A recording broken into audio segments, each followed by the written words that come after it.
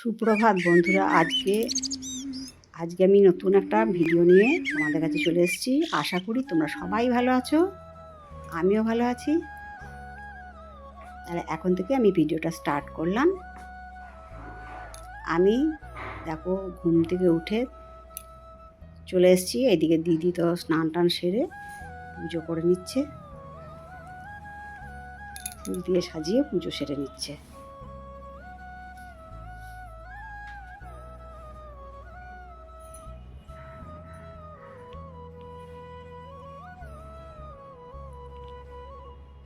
আমাদের তো যাবার সময় হয়ে এলো, ফেরবার সময় হয়ে এলো, তাই যতটা পারবো তোমাদেরকে শিলিগুড়ির ভিডিও দেখানোর চেষ্টা করব।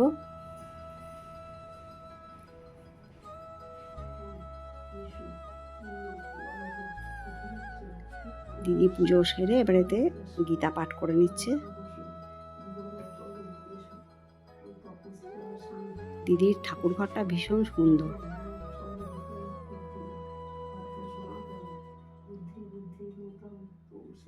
লোকনাথ বাবা, লক্ষ্মীনারায়ণ, রাধাকৃষ্ণ, রাম ঠাকুর সবাই এখানে সিংহাসনে প্রতিষ্ঠিত। তোমাদেরকে আমি ভালোভাবে ঠাকুরঘরটা শেয়ার করলাম।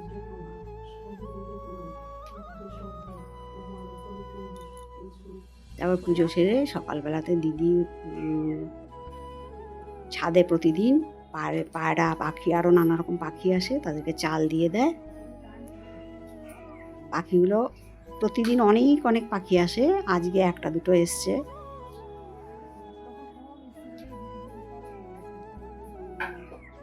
দিদি বলে ও যখন চাল দিতে আসে ওকে ঘিরে ধরে, কিন্তু আমার ভাগ্যটা খারাপ যে সমস্ত পাখিদেরকে দেখাতে পারলাম না। দুটো পায়রা দেখো চাল খুঁটে খুঁটে খাচ্ছে, সেটাই একটু ক্যাপচার করলাম।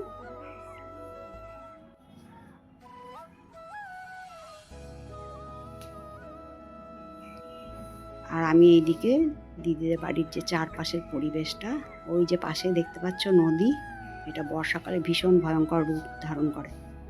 ওই আশেপাশে দেখো বাড়িঘর, উঁচুতে গাছপালা এবং নানা রকম বড় বড় গাছ দিয়ে ঘেরা। শিলিগুড়ি শহরটা এত সুন্দর, এটাকে মানে সহজে ভোলা সম্ভব না।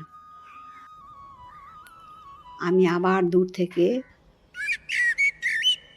কাঞ্চনজঙ্ঘার পাহাড়টা তুলে ধরলাম, তোমাদেরকে আবার দেখিয়ে দিচ্ছি। এটা কিন্তু দিদির জানলা থেকে তোলা। আমি প্রত্যেক দিন সকালবেলা একবার করে এই জানলার কাছে এসে অনেকক্ষণ ধরে পাহাড়টা দেখি। আমার ভীষণ ভালো লাগে। যতবারই দিদির বাড়িতে আসি এই জানলাটা আমার ভীষণ প্রিয়।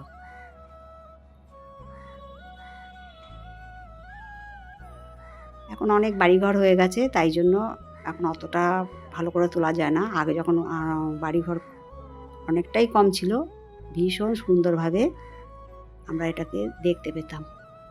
এখন গাছপালার অবস্ট্রাকশন হয়ে গেছে, অনেক কিছু বাড়িঘর বড় বড় উঁচু বড় বাড়ি হয়ে গেছে, যার জন্য পুরো পাহাড়টা দেখতে পাওয়া যায় না। আজকে কিন্তু আমাদের রান্নাবান্না বাড়িতে নেই, পাশের বাড়িতে আমাদের নেমন্তন্ন ছিল। বহুদিন বাদে মাটিতে বসে ভাত খেলাম। মাটিতে বসে একসাথে ভাত খাওয়ার আনন্দটাই আলাদা। আমাদেরকে সবাইকে নেমন্তন্ন করেছিল। মালতী বলে নাম, ও আগে দিদির বাড়িতে ভাড়া থাকতো, এখন দিদিদেরই জায়গাটা কিনে ওই পিছন দিকে বাড়ি করেছে ওরা। তো সেখানেই আমাদের কাছে নেমন্তন্ন ছিল। আমাকে মাসি বলে, তোমাদের দাদাভাইকে মেসো বলে ডাকে। বেশ সুন্দর, ছোট্টখাটোর মধ্যে সুন্দর করে সাজিয়ে নিয়েছে বাড়িঘরটা। আর ওর একটাই ছেলে আর একটা মেয়ে, মেয়েটার বিয়ে হয়ে গেছে। আর এই হলো মালতী। সবাইকে নিজের হাতের অত কিছু আইটেম রান্না করে সবাইকে খেতে দিয়ে ও এখন নিজে খেতে বসেছে। এদিকে আমাদের খাওয়া দাওয়া চলছে। আর ছেলে ওর হলো সীমান্ত, ওর নাম হলো সীমান্ত, ভীষণ ভালো ছেলে। তারপর আমরা সন্ধেবেলা বাড়ি চলে এসেছি। সন্ধেবেলা দিদি সন্ধে দিয়ে দিচ্ছে। তারপরে আমাদের ইচ্ছা আছে একটু বাইরে বেরোনোর। শিলিগুড়ি আসার পর থেকে তো আমরা বাড়িতেই থাকি না, প্রায় প্রতিদিনই সন্ধ্যেবেলা ঘর থেকে বেরিয়ে পড়ি, নানা জায়গায় যাই।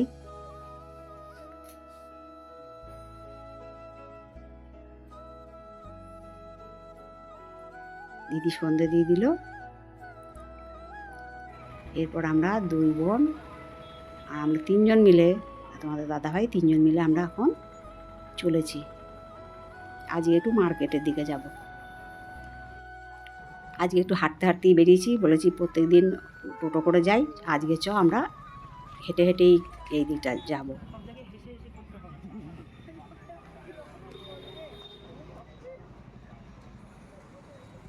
এটা হলো দিদিদের বাড়ির কাছে, এই জায়গাটার নাম হলো গেট বাজার। এটা দিয়ে আমরা হেঁটে হেঁটে যাচ্ছি। যেতে একটা মন্দির পড়ে, এটা হলো মা শীতলার মন্দির। আমরা এখানে একটু পুজো করে নিলাম, প্রণাম করে নিলাম।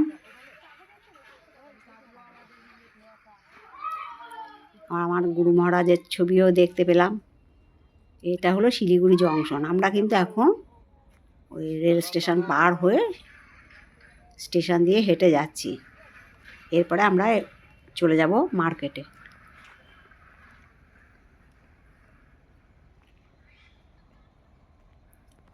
শিলিগুড়ি জংশন দিদির বাড়ির খুবই কাছে, হাঁটা রাস্তা। আমরা 2 বোনে এবারে হেঁটে হেঁটে চলেছি। এবার পৌঁছে গেছি বাস টার্মিনাসে, শিলিগুড়ি বাস টার্মিনাস। এখান থেকে বিভিন্ন জায়গায় বাস যায়, কলকাতা, সিকিম, ভুটান।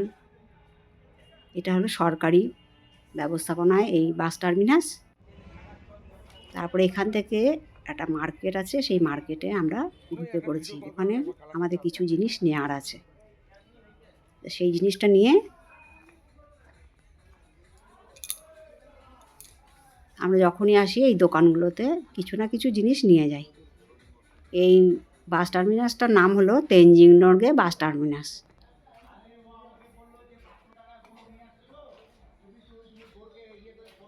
এই দোকানটাতে আমরা যতবার আসি ততবার কিছু না কিছু জিনিস কিনে নিয়ে যাই।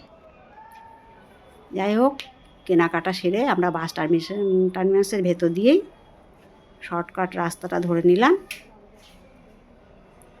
এবার বেরিয়ে পড়বো ওই দিক দিয়ে। সব যাত্রীরা বসে আছে, তোমরা দেখতে পাচ্ছ, তারা বাসের অপেক্ষা করছে। এখান থেকে দূর দূরান্তরের বাস ছাড়ে।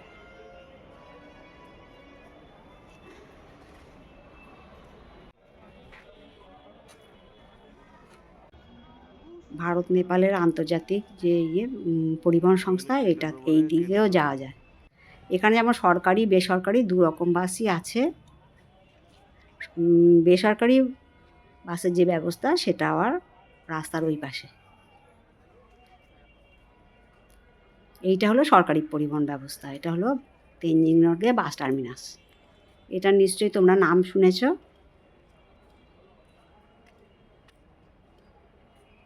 রাতের শিলিগুড়ি শহর একদম জমজমাটি হয়। দূর দূরান্তে যত প্রান্তের মানুষ আছে সবাই এই বাসে করে তাদের গন্তব্যস্থানে পাড়ি দেয়।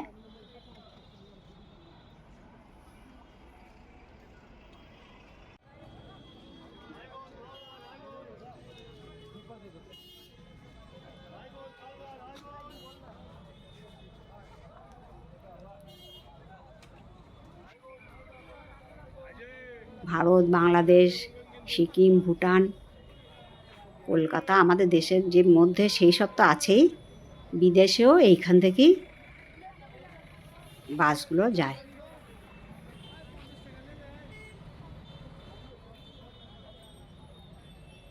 রাতের শিলিগুড়ির একটা মায়াময় একটা পরিবেশ সৃষ্টি হয়, ভীষণ সুন্দর দেখতে লাগছে। তোমরা দেখো।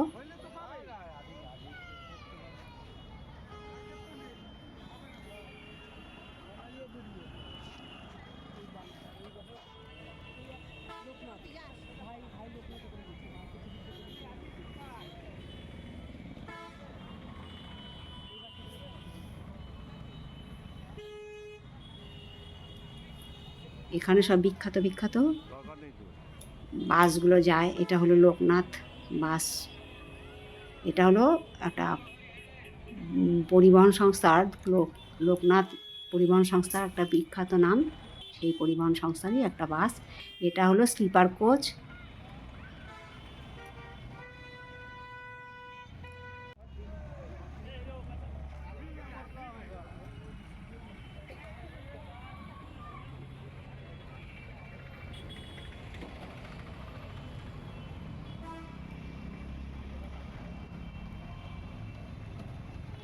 তোমাদের সাথে আজকে আমি শিলিগুড়ি শহরের নানা জায়গাটা দেখিয়ে দিচ্ছি।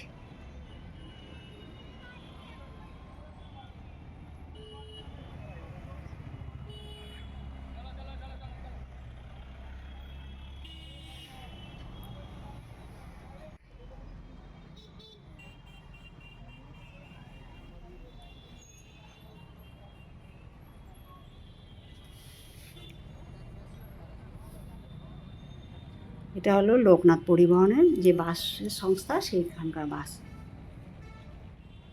নানা যাত্রীরা নানা জায়গায় এখন এই বাসে করে চলে যাবে। এটা হলো বাবা আম্বেদকরের একটা স্ট্যাচু, ফুল দিয়ে সুন্দর করে সাজিয়ে রেখেছে। এটা একটা বাস টার্মিনাসের পাশেই। আর হলো শ্যামলী পরিবহন সংস্থা। এটা ঢাকা, বাংলাদেশ, তারপরে নেপাল, কলকাতা সর্বত্র এই বাসের যোগাযোগ ব্যবস্থা খুব সুন্দর।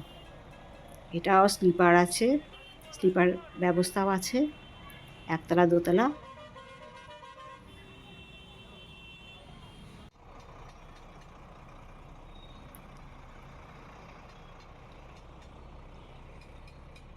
আজকে শিলিগুড়ির পরিবহন ব্যবস্থা যে কত সুন্দর সেটাই তোমাদের কাছে পরিবেশন করলাম। তারপর দেখো এখানে কত সুন্দর সুন্দর হোটেল আছে, হোটেলগুলো তোমাদেরকে একদিন দেখাবো। আর এটা হলো বিবেকানন্দ ভবন, এটা হলো জেলা অফিস।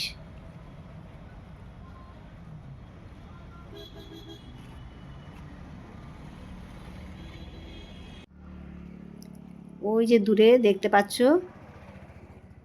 স্টেশন শিলিগুড়ি জংশন, ওইখান দিয়েই আমরা আসার সময় এসেছিলাম। এখন আমরা বাড়ি ফিরে যাচ্ছি এই ব্রিজের ওপর দিয়ে।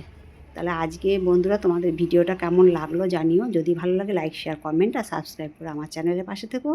আর যদি কোনো নতুন বন্ধু এসে থাকো অবশ্যই অল নোটিফিকেশানটা অন করে দিও, তাহলে সমস্ত ভিডিও তোমাদের কাছে পৌঁছে যাবে। আর আমার কাছে দূরের বন্ধুরা অনেক ভালোবাসা নিও। তাহলে আজ এই পর্যন্ত রাখলাম, কেমন? টাটা।